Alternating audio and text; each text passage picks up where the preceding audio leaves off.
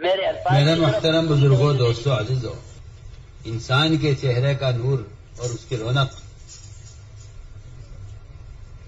वो किसी दवा से, वो किसी इलाज से नहीं है।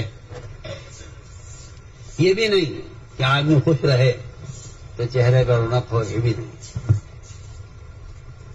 दो चीजें हैं जिससे मोमिन का चेहरा चमकता है।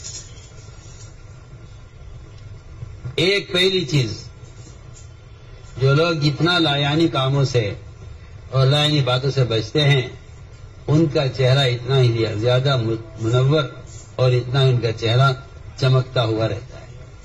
প্রিয় ভাই, দোস্ত, বুজুর্গ, আজিজো, হযরত বলেন, মানুষের চেহারা নূর এবং তার উজ্জ্বলতা কোনো ওষুধ বা কোনো চিকিৎসা দ্বারা হয় না। এটাও নয় যে মানুষ খুশি থাকলেই চেহারায় উজ্জ্বলতা আসবে, এটাও নয়। দুটি জিনিস আছে যা দিয়ে একজন মুমিনের চেহারা উজ্জ্বল হয়। এক নম্বর বিষয় হল, যারা যতটা অহেতুক বা অপ্রয়োজনীয় কাজ এবং কথাবার্তা থেকে বিরত থাকে, তাদের চেহারা তত বেশি আলোকিত এবং উজ্জ্বল থাকে। এর কারণ হল, যা অন্তরের অবস্থা হবে তাই চেহারার অবস্থা হবে। কিন্তু মানুষ অহেতুক কথাবার্তার কারণে নিজেদের সম্মান হারিয়েছে। মানুষের সম্মান অহেতুক কথার দ্বারা শেষ হয়ে যায়, কারণ অহেতুক কথাগুলো চেহারার নূরকে এই জন্য নষ্ট করে দেয় যে অহেতুক কথাগুলো অন্তরকে মৃত করে দেয়। যখন অন্তর মৃত হয়ে যায় তখন চেহারাও মৃত হয়ে যায়। যখন অন্তর জীবিত থাকে তখন চেহারায় উজ্জ্বলতা থাকে। তাই হাদিসে এসেছে যে অতিরিক্ত হাসাহাসি অন্তরকে মৃত করে দেয়। অতিরিক্ত হাসা অন্তরকে মৃত করে দেয়। হাদিসের ভাবার্থ এই যে নিশ্চয়ই অতিরিক্ত হাসি অন্তরকে মেরে ফেলে। আর হাসি তো অহেতুক কথাবার্তা থেকেই হয়।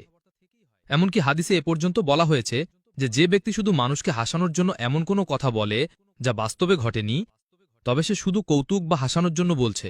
হাদিসে বলা হয়েছে তার গণনাও মিথ্যুকদের মধ্যে করা হবে। বলা হয়েছে সেও মিথ্যুকদের মধ্যে একজন বড় মিথ্যুক, যে শুধু মানুষকে হাসানোর জন্য এমন কথা বলছে যা বাস্তবে ঘটেনি, কিন্তু সেই কথাটি মানুষকে হাসানোর জন্য বানানো হয়েছে। তাই আমরা মনে করি যে কৌতুক তৈরি করে শোনানো বা পড়া হারাম, কারণ তাতে মিথ্যা থাকে। যেমন মিথ্যা বলা হারাম, তেমনি কোনো কৌতুক বলাও হারাম। যদি তা বাস্তবে ঘটেনি এবং আপনি শুধু হাসানোর জন্য তা বলছেন, তাহলে সেটাও মিথ্যার মধ্যে গণ্য হবে। হাদিসে পরিষ্কারভাবে বলা হয়েছে যে ব্যক্তি শুধু মানুষকে হাসানোর জন্য এমন কোনো কথা বলে যা বাস্তবে ঘটেনি, সেও মিথ্যুকদের মধ্যে একজন।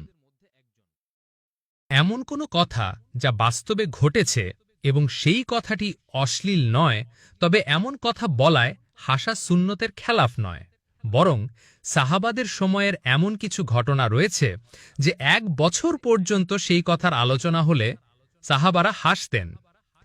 এক সাহাবী ছিলেন হযরত নুয়াইওয়ান।